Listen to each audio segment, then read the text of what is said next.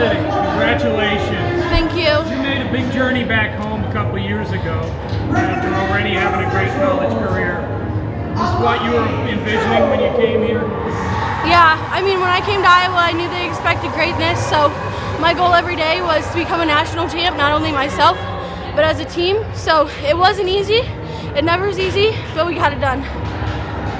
Yeah, I mean, talk about what wasn't easy this year. I know you're walking around with a big thing on your leg, and, you know, again, it wasn't like the easiest of seasons for you, was it? Yeah, it was a lot of mental battles, which is something I really never had to deal with that much. So, you know, me versus me instead of me versus my opponent. I really had to zone in on what I needed as an athlete.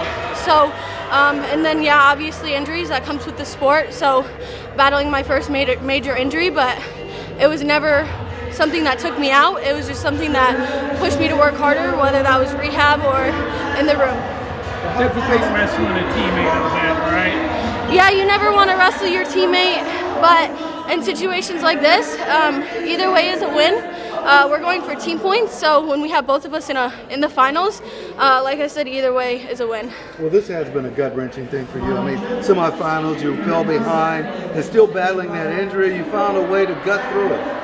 Yeah, in situations like that, you don't think about your injury. You think, okay, what do I need to do to score points? So that was my main focus in that match, is never letting my head, my brain let me out of that match, just continuing to push forward and keep wrestling.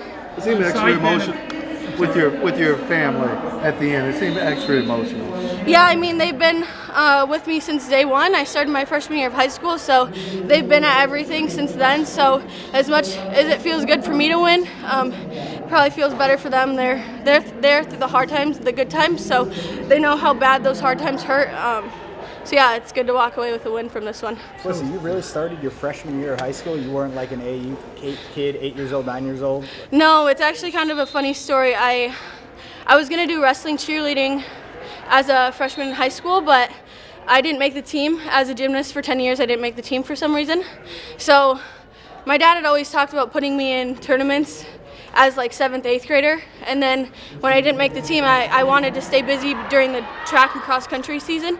So I mentioned to a classmate, I was like, oh, I'll just try wrestling, and then they were like, you'd never make it through a practice. So that obviously motivated me. I went home that night and told my parents.